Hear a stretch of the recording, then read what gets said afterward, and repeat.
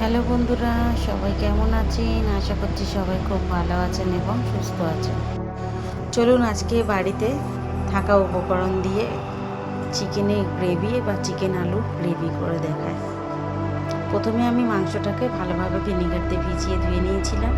ওপরে আমি একটুখানি লবণ আর একটু food colour, orange food colour দিয়ে ভালোভাবে হাতে মেখে নেব। হ্যাঁ, এর মধ্যে আমি একটুখানি জিরে মরিচ আর একটুখানি 1 চামচের মতো গরম মশলার গুঁড়ো ব্যবহার করেছি। আপনারা চাইলে এটা পরে ব্যবহার করবেন, আমি এখন দিলাম ফ্লেভারটা ভালো আসার জন্য। হাতের সাহায্যে ভালোভাবে মাখিয়ে নেব এটাকে। এটা মাখিয়ে নিয়ে 10 মিনিটের মতো রেস্টে দেব। এখানে একটা কড়া নিয়েছি, এর মধ্যে বেশ আমি কিছুটা সর্ষে তেল দেব। আপনারা চাইলে সাদা তেল বা অন্য কোনো তেলও ব্যবহার করতে পারেন। এবার আমি এর মধ্যে ফোড়নের জন্য একটা দারচিনি, 3-4টে এলাচ আর 3টের মতো লবঙ্গ দেব। এটাকে একটুখানি গন্ধ বেরোলে এবার আমি ওর মধ্যে কেটে রাখা পেঁয়াজ, আদা, রসুন, কাঁচা লঙ্কা সব দিয়ে দেবো পেস্টের জন্য।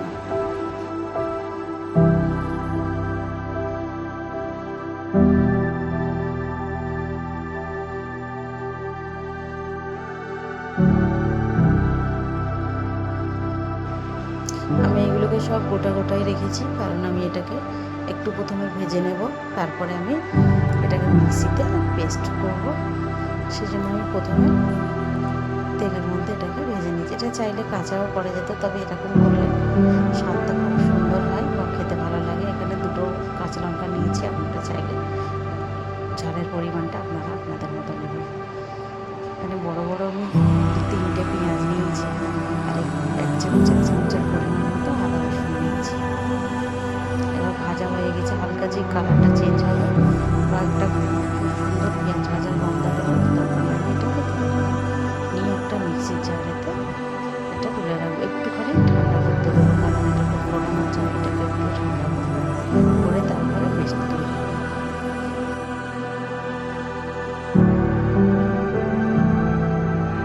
এবার ওই কড়ার মধ্যে আরও একটুখানি তেল অ্যাড করলাম, তার মধ্যে 1 চামচের মতো লবণ দিলাম। প্রথমে আমি আলুগুলোকে ভেজে নিচ্ছি। আলুগুলোকে প্রথমে ভেজে নিলে কী হবে, কড়ার মধ্যে জড়িয়ে যাবে না, কারণ চিকেন ভাজলে তারপর আর আলু ভাজতে খুবই সমস্যা। এবার ওর মধ্যে আমি একটুখানি ফুড কালার অ্যাড করছি। আর এটা কালারটা শুধু অপশনাল, আপনারা চাইলে না করতে পারেন। এর মধ্যে একটু হলুদ গুঁড়োও দিতে পারেন। আলুটা বেশ লাল লাল করে ভাজা হয়ে গিয়েছে,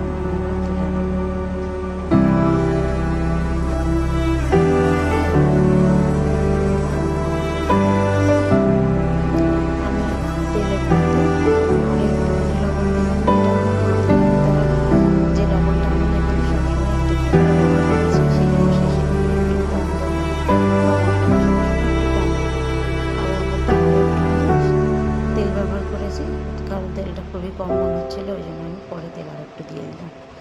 এবার কড়ার মধ্যে যেই ধোঁয়াটা উঠবে তখনই আমি এখানে চিকেনগুলোকে অ্যাড করে দেবো।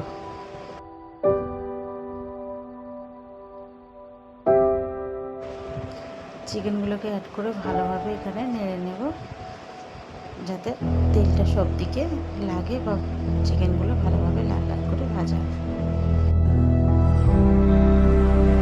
এবার মশলাটা ঠান্ডা হয়ে গিয়েছে, এখানে ক্যামেরার মধ্যে ভালো দেখা যাচ্ছে না, এটাকে আমি ভালোভাবে মিক্সিতে পেস্ট করে নেব।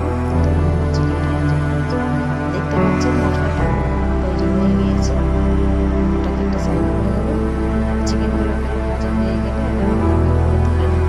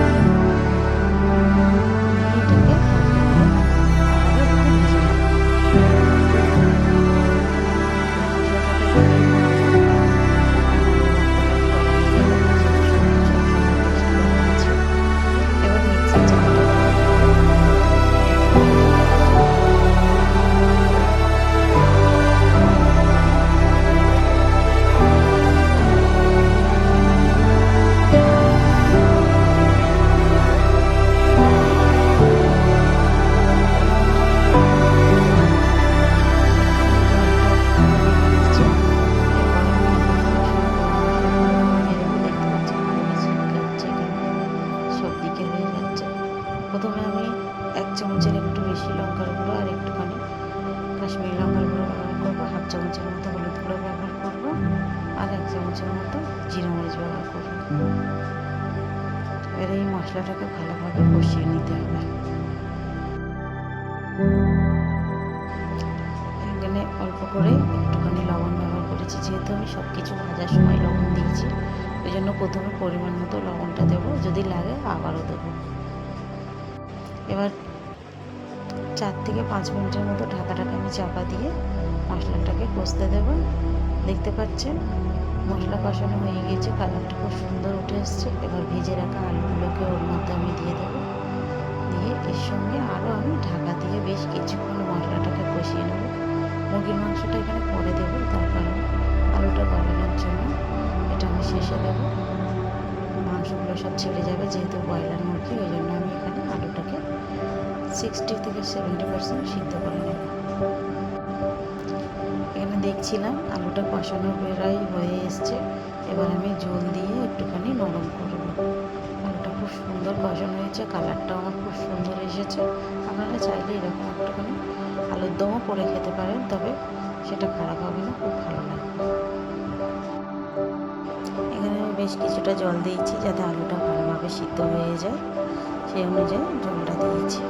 দিয়ে এখানে 5 থেকে 6 মিনিটের মতো প্রথমে ঢাকা দিয়ে রাখবো। আবারও খুলে দেখছি আলুটা সিদ্ধ হয়েছে কিনা, কিন্তু আলুটা সিদ্ধ হতে এখনও বাকি ছিল, ওই জন্য আমি আবারও 5-6 মিনিটের মতো ঢাকা দিয়ে রেখে দিয়েছিলাম।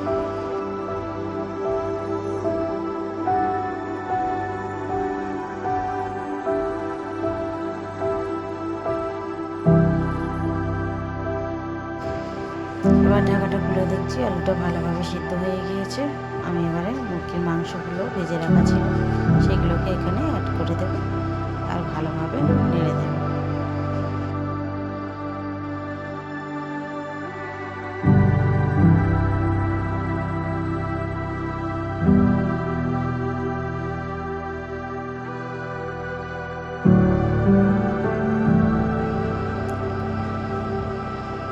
এবার আমি এখানে পরিমাণ মতো যতটুকু ঝোল রাখবো ততটুকুই এখানে জল দেব। আমি খুব একটা ঝোল করবো না, একটুখানি গ্রেভি ঠিক থাকবে, সেই জন্য আমি এখানে ঝোলটা কমে নিয়েছি। আপনারা চাইলে ঝোল বাড়াতে পারেন, পাতলা ঝোল লাগবে চিকেনে, সেটাও ভালো লাগবে, তবে এখানে আমি ঝোলটা একটু কম নিয়েছি। আমি যেহেতু এখন ফুটবে বা চিকেনটা দিয়েছি, সেই জন্য আমি একটুখানি জল দিলাম, দিয়ে এবার এটাকে ঢাকা দিয়ে রেখে দেবো। আপনার কেমন লাগলো আমার এই রান্নাটা অবশ্যই আমাকে জানাবেন।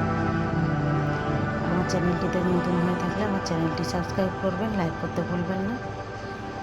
Thank you.